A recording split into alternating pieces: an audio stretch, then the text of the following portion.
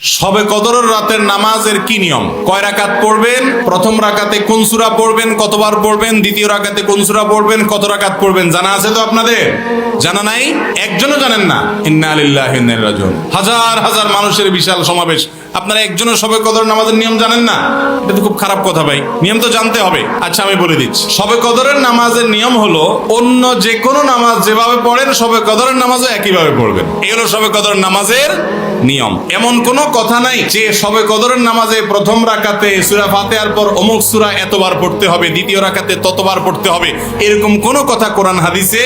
এগুলা মন গড়া বিভিন্ন সিস্টেম, বিভিন্ন পদ্ধতির কথা, বিভিন্ন আপনার বাজারে নামাজ শিক্ষার বই নামে অনেক বই আছে, সব বই না, কিছু কিছু বই আছে, এইসব বইতে শবে কদরের নামাজ এত রাকাত, প্রথম রাকাতের এই নিয়ম, দ্বিতীয় রাকাতের ওই নিয়ম, এরকম বিভিন্ন কথা বলা আছে। এগুলো সব ভিত্তিহীন, মন গড়া, এগুলো কোরআন হাদিসে নাই। কোরআন হাদিসে লাইলাতুল কদরে অন্য রাতের মতো আপনি নামাজ পড়বেন, একটু লম্বা সময় নিয়ে পড়বেন। যে কোনো রাতের নামাজ, তাহাজ্জুদের নামাজ লম্বা সময় নিয়ে পড়তে হয়। দীর্ঘ রাকাত, দীর্ঘ রুকু, দীর্ঘ সিজদা, আস্তে আস্তে তেলাওয়াত, আস্তে আস্তে তাসবিহ এবং সময় নিয়ে পড়বেন। দুই রাকাত করে পড়বেন। যে কোনো সূরা দিয়ে পড়তে পারেন, একবার পড়বেন না দুইবার পড়বেন সূরা ফাতিহার পরে সূরা, এটা আপনার ব্যাপার। কোন সূরা নির্ধারিত না। আপনি লাইলাতুল কদরের একটা জিনিস নির্ধারিত, সেটা হলো একটা দোয়া হাদিসে বর্ণিত হয়েছে। আম্মা জানা আয়েশা রাদিয়াল্লাহু তাআলা আনহাকে নবী করিম সাল্লাল্লাহু আলাইহি ওয়াসাল্লাম শিক্ষা দিয়েছেন, তুমি যদি লাইলাতুল কদর পাও তাহলে দোয়া করবা। কি দোয়া? আল্লাহুম্মা ইন্নাকা আফুউন তুহিব্বুল আফওয়া ফাআফু আন্নী। আল্লাহ আপনি ক্ষমাশীল, ক্ষমা করতে ভালোবাসেন, অতএব আমাকে ক্ষমা করে দেন।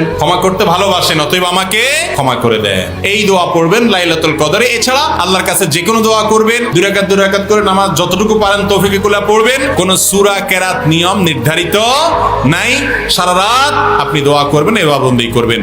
আর এই শবে কদর পাওয়ার জন্য, শবে কদরের ইবাদতের আশায় রমজানের শেষ রাতে, শেষ 10 রাতের সবগুলোতে, বিশেষ করে বেজরগুলোতে বেশি বেশি করে করবেন।